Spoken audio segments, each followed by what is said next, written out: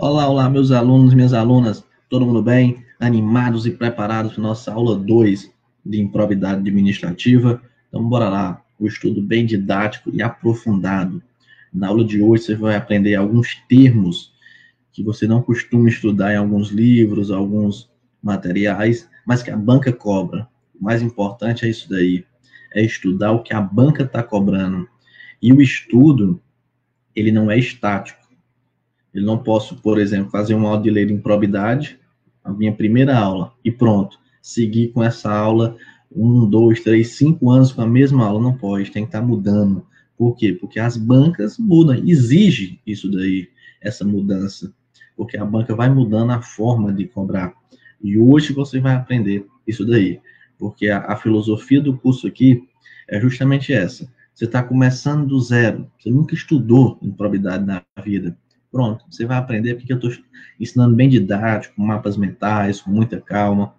Você já tem uma noção, você vai dar uma revisada naquilo que você já sabe e vai aprender algo novo aí com os aprofundamentos. Então, bora lá? Revisão rápida aqui da aula 1. Eu disse para vocês na aula passada que o ilícito de improbidade é um ilícito civil e político. Isso aqui foi bem destacado na aula passada. Na aula passada também eu falei essa questãozinha, ó, do bis e idem. Disse que não existia. Se a pessoa estiver respondendo uma ação de improbidade e uma ação penal, isso não é bis e idem. Uma não vai parar a outra, não. E vamos responder essa questão aqui da CESP, Polícia Federal 2013, para dar a revisada da aula passada. Caso o MP também ajuize a ação penal contra o servidor pelo mesmo fato, a ação de improbidade ficará sobrestatada. CESP tem disso, né? Muitas vezes uma palavra bagunça. Você fica, o que é isso daqui? O que é sobrestada? Até eu falei sobrestatada no primeiro momento. Sobrestada. O que é isso? O significado dessa palavra é suspensa, parado. Então ele está dizendo assim: caso o MP também ajuize a ação penal contra o servidor pelo mesmo fato, a ação de improbidade ficará suspensa até a aprovação da sentença penal, a fim de se evitar bis e idem. Isso aí está certo? Está errado. Ele pode responder as duas ao mesmo tempo: ação civil de improbidade e ação penal, por conta, se o fato também for considerado crime. Está aí demonstrando o que foi explicado na aula passada. Na aula passada também foi conhecido aí os sujeitos ativos do ato de improbidade administrativa. São aqueles que praticam o ato de improbidade. Na aula de hoje, nós vamos estudar o sujeito passivo, aqueles que sofrem o ato de improbidade. Eu trouxe para vocês que o conceito de agente público é muito amplo. Engloba todo aquele, ainda que transitoriamente, só por um tempo, rapidinho, o mesário, por exemplo, só no domingo, o jurado, todos eles são considerados agentes públicos. Por eleição, nomeação, designação, contratação, qualquer outra forma de investidura, vai ocupar cargo, emprego ou função, com ou sem remuneração. Aqui entra também o danado do estagiário. Destaque para vocês que os agentes políticos, eles respondem sim por improbidade, com exceção do presidente da República. Eu coloquei aqui, o presidente da República não responde por improbidade administrativa. E aqui, é para destacar o quê? Para destacar os particulares. Particular só vai responder por improbidade quando? Dicas em exclusiva do professor Soares, caneta BIC. Então tá aqui, o particular só responde por improbidade administrativa na caneta BIC. Se ele se beneficiar, se ele induzir ou se ele concorrer para a prática do ato. Isso é bem simples. Vou até ilustrar para vocês aqui, para vocês compreenderem basicamente isso daí. Vou pegar aqui como se for a Proluno. Vamos supor que ela fosse, que a Proluno é uma autarquia.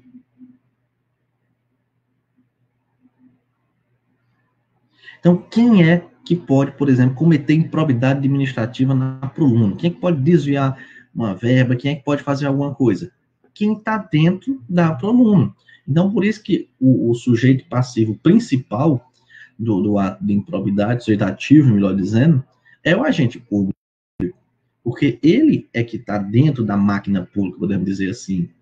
Já o particular, O particular está de fora, ele não tem acesso à administração pública. Para ele ter acesso à administração pública, ele precisa do agente público.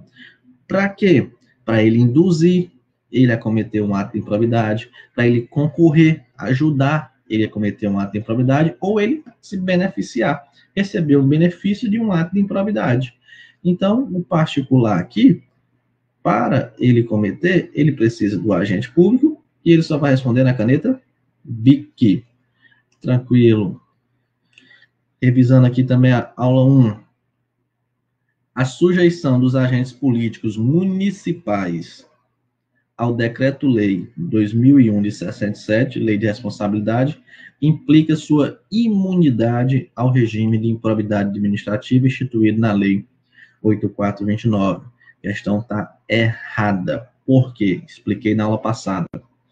Os agentes políticos estão sujeitos a duplo grau. Eles respondem por improbidade administrativa e respondem por lei de responsabilidade. Respondem os dois, com exceção de um, exceção do presidente da República. O presidente da República só responde por responsabilidade, não responde por improbidade administrativa. Mas um prefeito, como a questão trouxe aí, vai responder na lei de improbidade e na lei de responsabilidade? Sim. Prefeito, deputado, senador, só tem exceção mesmo do presidente da República. Tranquilo, como eu falei, revisão rápida, agora vamos para a aula 2. Sujeitos passivos do ato de improbidade administrativa. Professor, o que é isso? Isso aqui a gente traz até para o português. Sujeito ativo é aquele que pratica o ato. O agente praticou o ato, desviou verbas. Sujeito passivo é quem sofreu isso daí. Ele desviou verbas da onde? Da administração pública, do INSS, do IBGE, do Banco do Brasil, enfim. Então, da Assembleia Legislativa, ali foi onde sofreu. Aquele sujeito é que sofreu o ato de improbidade. Uma coisinha que as bancas estão começando a cobrar, foi o que eu expliquei no início do curso, da aula, talvez você não tenha estudado ainda em outros materiais, que é esse conceito aqui, ó. Sujeito passivo principal ou imediato e sujeito passivo secundário ou mediato. Vamos conhecer. A doutrina, ela divide dessa forma, porque lá na lei de improbidade, tem assim, no artigo 1º, aí ele fala, os atos de improbidade e tal. Aí no parágrafo 1º do artigo 1º, ele diz, estão também sujeitos. Então, quem está no artigo 1º é chamado de sujeito passivo principal ou imediato do ato de improbidade. Quem está no parágrafo 1º é chamado de sujeito passivo secundário ou imediato. Vamos aprender aqui. Então, o artigo 1º, logo no início da lei de improbidade, diz assim, os atos de improbidade praticados por qualquer agente público, servidor ou não, contra a administração direta, indireta ou fundacional de qualquer dos poderes da União, dos Estados, do Distrito Federal, dos municípios, de território, de empresa incorporada ao patrimônio público ou de entidade para cuja criação ou custeio o erário haja concorrido ou concorra com mais de 50% do patrimônio da receita anual, serão punidos na forma dessa lei. Vamos com calma que você vai entender. Então, bora lá. Separei aqui para ficar mais fácil. Então, sujeitos passivos do ato de improbidade. Esses aqui são os principais, são os imediatos. Administração direta. Quem é essa administração direta? União, Estados, Distrito Federal e municípios. Administração indireta. Quem é? Autarquia, fundação pública, sociedade de economia mista e empresa pública. Empresa incorporada ao patrimônio público. Empresa que o patrimônio público... se agora é minha. Então, uma empresa privada, vamos supor, a Proluno, hoje, a Proluno pode ter improbidade administrativa na Proluno? Não pode. Por quê? Porque ela é empresa privada, não tem dinheiro público. Então, não tem improbidade administrativa. Agora, se, por exemplo, o Estado do Ceará, o Estado do Piauí, a União, foi lá e, bufo, a Proluno agora é minha, está incorporada ao meu patrimônio, agora é uma escola pública. Agora sim, agora pode ter improbidade, porque se tornou uma empresa incorporada ao patrimônio público. A de baixo, entidade para cuja criação ou custeio o erário Erário. Professor, quem é erário? Erário é a mesma coisa de fazenda pública, poder público. Haja concorrido ou concorra com mais de 50% do patrimônio ou receita anual. Como assim, professor? Imagina que eu vou colocar uma empresa. E eu chego para a administração pública e solicito um fomento, uma ajuda. E digo, administração pública, tá aqui, eu vou ajudar várias pessoas e quero que você me ajude.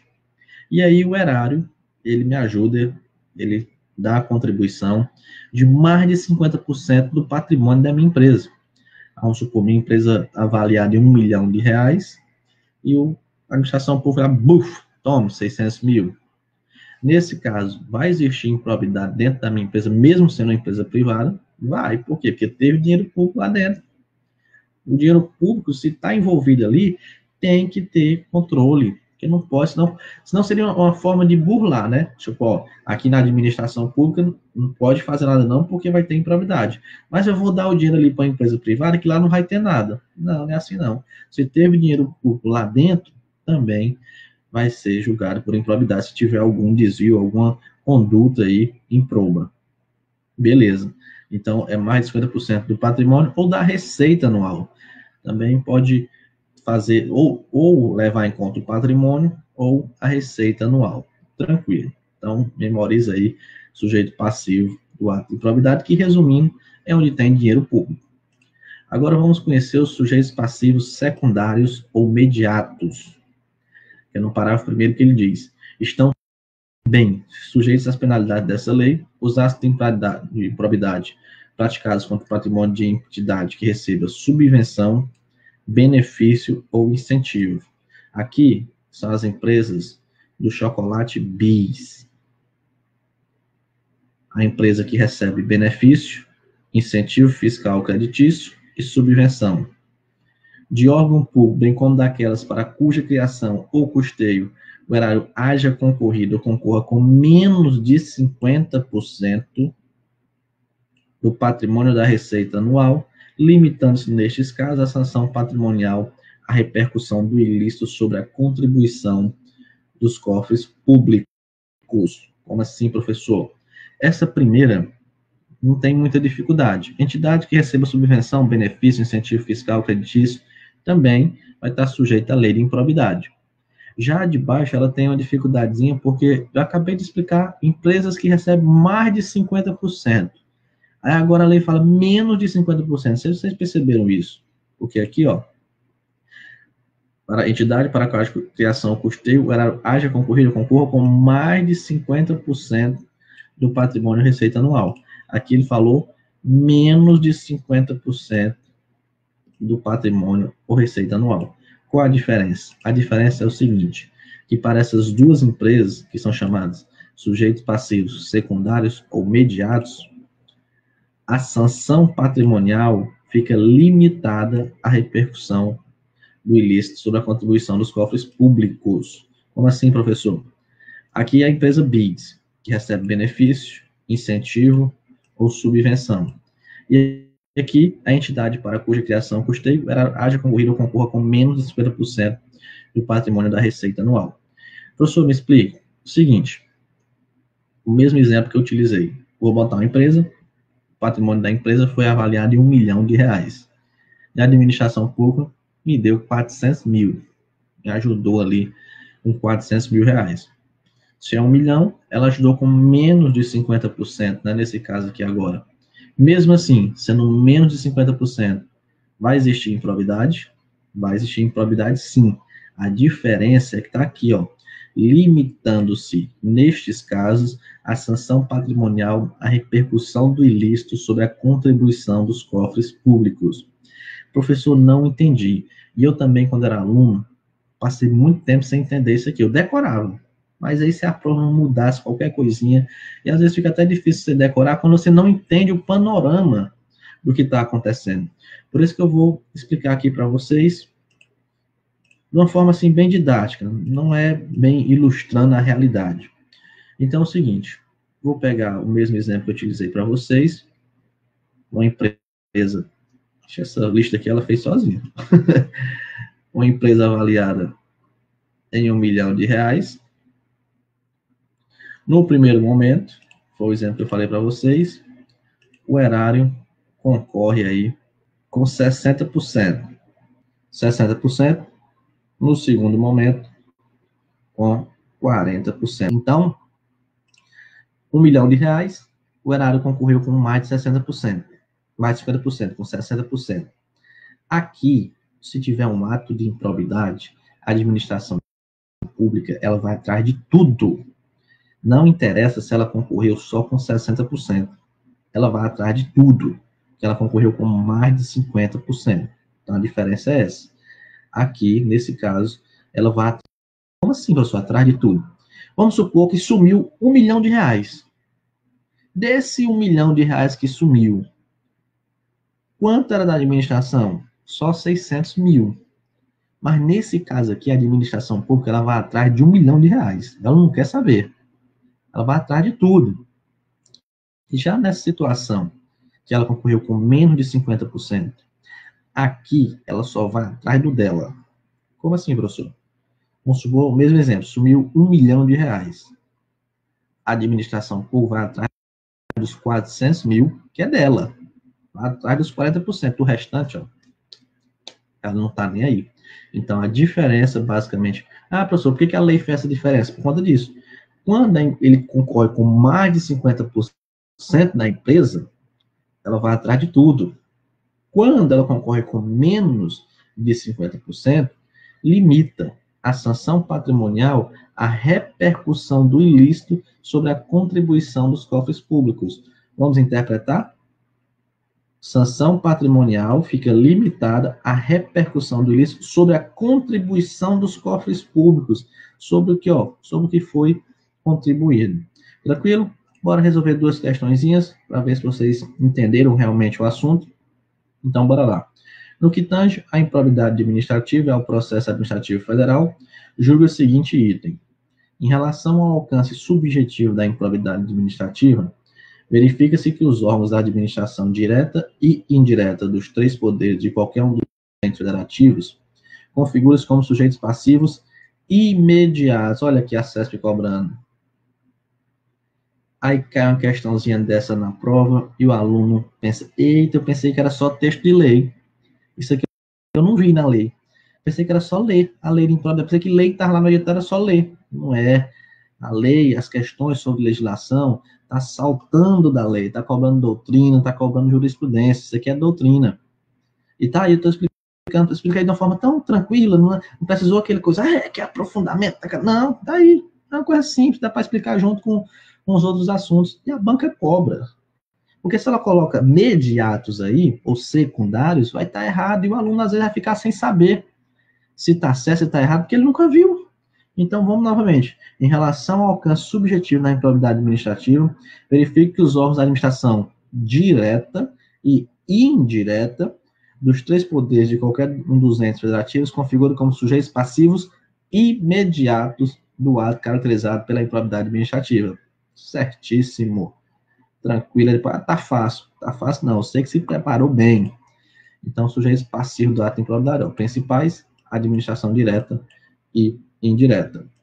Segunda questão, estão também sujeitos às penalidades da Lei 8429 os atos de improbidade praticados contra o patrimônio de entidade que receba subvenção, benefício ou incentivo fiscal creditício, aqui é o BIS,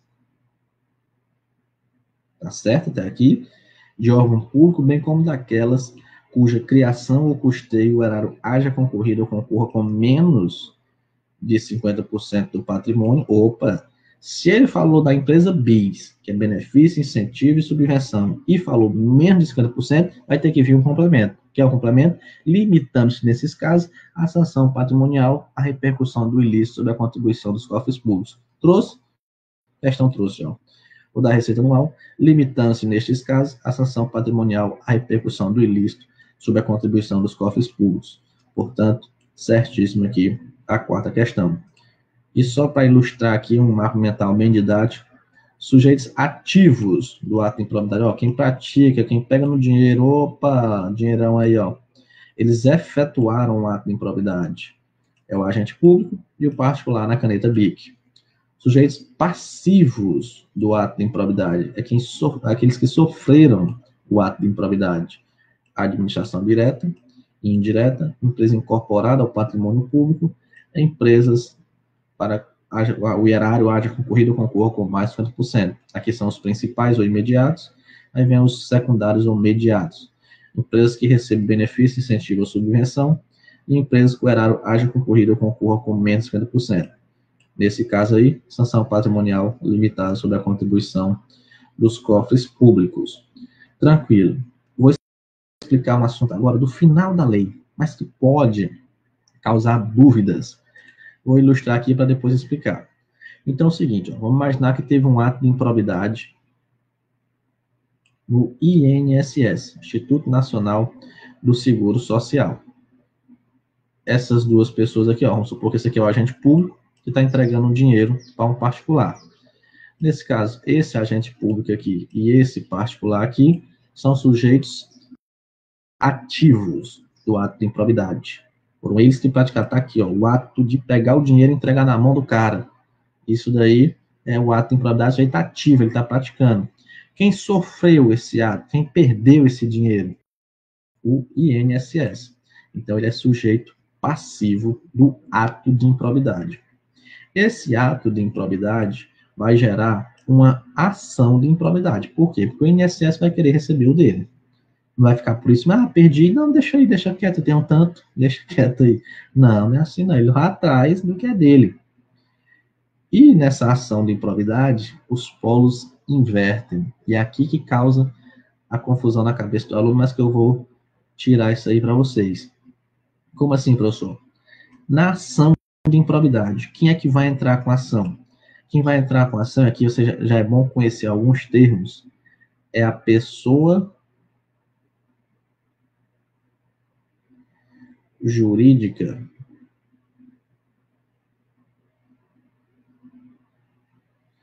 interessada.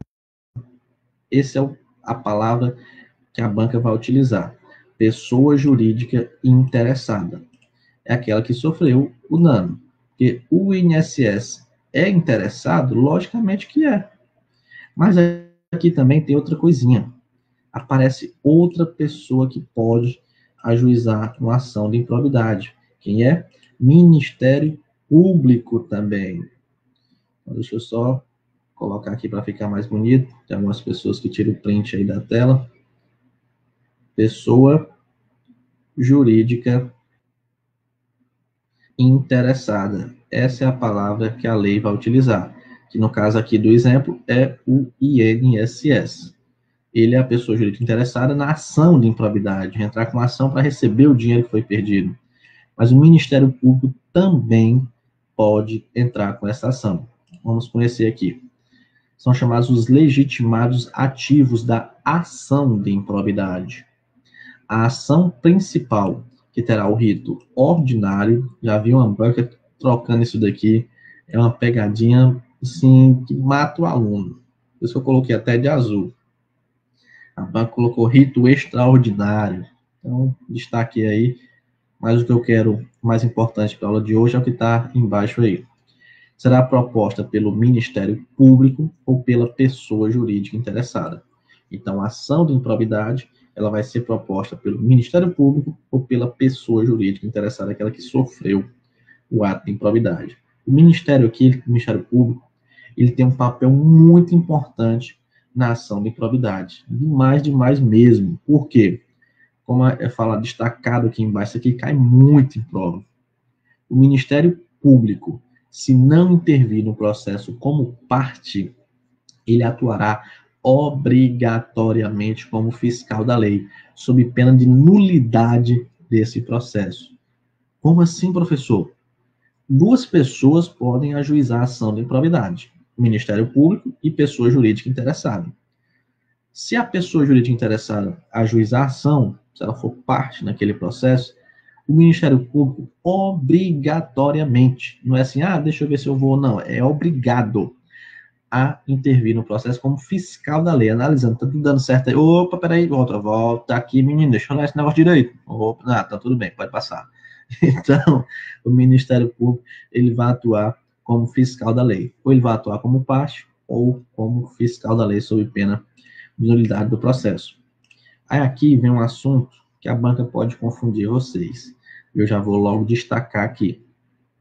Eu expliquei, eu sempre, quando eu estava falando, eu destacar bem. Eu disse sujeito ativo do ato de improbidade. Sujeito passivo do ato de improbidade. Por quê? Porque esses polos, eles se invertem quando vai para a ação de improbidade. E a banca pode causar a pegadinha bem aí, nesse termo aí. Como assim, professor? Aqui, novamente, nós vamos utilizar o português. Quem é o sujeito ativo do ato de improbidade? É quem pratica o ato. Quem é o sujeito passivo do ato de improbidade? É quem sofre o ato. Tranquilo. Agora esqueça essa parte aqui. Vamos pegar só essa daqui. Quem é o sujeito ativo da ação de improbidade? Que já foi diferente, ó. É outra coisa. Da ação de improbidade é quem pratica a ação, quem vai pedir a ação, quem vai ajuizar essa ação. Ele está realizando, é ativo. Então, quem é o sujeito ativo da ação de improbidade é a pessoa jurídica interessada ou o Ministério Público. Quem é o sujeito passivo da ação de improbidade? É quem sofre a ação. Quem é que está sofrendo a ação? O Ministério Público, a pessoa jurídica interessada, vai entrar com a ação de improbidade contra quem? Contra o agente público e o particular, né? Ou vai ser só o agente público, ou vai ser os dois juntos, agente público e particular. Particular não pode figurar sozinho no polo passivo da ação. Olha a importância. Existe, eu expliquei na aula passada nem comentei, para não causar muita pegadinha na cabeça de vocês. Mas a jurisprudência, o STJ, ele diz isso. O particular não pode figurar sozinho no polo passivo da ação de improbidade. Por que o STJ diz isso? Porque na ação, o particular ele é sujeito passivo, que ele está sofrendo a ação de improbidade. No ato de improbidade, o particular é sujeito ativo, porque ele está praticando o ato de improbidade. É um jogo de palavras que pode causar pegadinha na hora da prova. Então, cuidado com isso daí. Vou frisar novamente porque é importante. Ato de improbidade, que é um sujeito ativo do ato, agente público e particular. Quem é o sujeito passivo do ato? Entidades mencionadas no artigo 1º da Lei de Improbidade. Aquele que eu acabei de explicar na aula de hoje. Agora, para ação de improbidade, quem é o sujeito ativo? Ministério Público, pessoa jurídica interessada. Sujeito passivo, agente público e particular. É a mesma coisa, vamos supor o seguinte. Vamos supor que eu saio aqui da tela, chegue na sua casa, você está quase dormindo aí na tela do computador, eu pá, dou um tapa assim na sua cara. Opa, acorda, e você, meu Deus do céu, o professor me deu um tapa aqui, pelo amor de Deus, não, isso aqui não dá certo, não. Quem foi o sujeito ativo desse ato de dar um tapa que você estava quase dormindo aí? Foi eu, né? O professor Soares é o sujeito ativo. Quem foi o sujeito passivo desse ato? Quem sofreu tapa na cara? Foi você. Mas eu vou processar esse homem, não vai ficar desse jeito, não, ele tá achando que vai ficar assim, tá muito enganado. Deixa ele quieto. Aí você vai lá ajuizar uma açãozinha, vou processar ele. Nesse caso, quem é o sujeito, quem é que tá indo atrás da ação? Você é o sujeito ativo, você tá buscando a ação. Quem é que vai sofrer? Tô aqui de boa, tranquilo, dando aula, quando chega um oficial de professor Soares, você tem que comparecer ao fórum. Por quê, meu Deus do céu? Foi o que eu fiz? Você deu um tapa na cara do aluno pelo notebook dele. Então, eu estou sofrendo a ação de improbidade. Perceberam aí como ocorre a mudança? Então, tranquilo. Vou resolver a questão aqui que destaca bem isso daí. A questão vai dizer o seguinte. A legitimidade ativa para propor a ação, pronto, de improbidade administrativa é sempre da pessoa jurídica que foi vítima do ato de improbidade, cabendo ao Ministério Público intervir na demanda apenas na condição de fiscal da lei. Isso aqui está errado, né? Por que está errado? Porque ele está dizendo que a legitimidade ativa, quem pode propor a ação de improbidade, é só a pessoa jurídica que foi vítima da ação.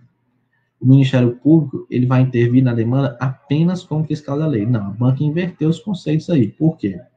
Porque a ação principal ela pode ser proposta pelo Ministério Público ou pela pessoa jurídica interessada. Um ou outro, não precisa ser os dois também. É o Ministério Público ou a pessoa jurídica interessada. Se a pessoa jurídica interessada ela ajuizar a ação, aí vamos falar, o Ministério Público está de boa, tranquilo, vai ficar sem fazer nada, porque já. Não, vai não. Ele vai atuar no processo como fiscal da lei, é obrigado a atuar sob pena de nulidade. Então a questão está errada, porque está dizendo que ele vai intervir apenas na condição de fiscal da lei. Não, ele pode intervir como parte também. Ele pode ajuizar a ação, ele é um legitimado ativo da ação de improbidade. Tranquilo? Tudo certo? A aulinha de hoje, muitas informações para vocês. Na próxima aula, vou destacar 2 temas importantes: declaração de bens e foro privilegiado.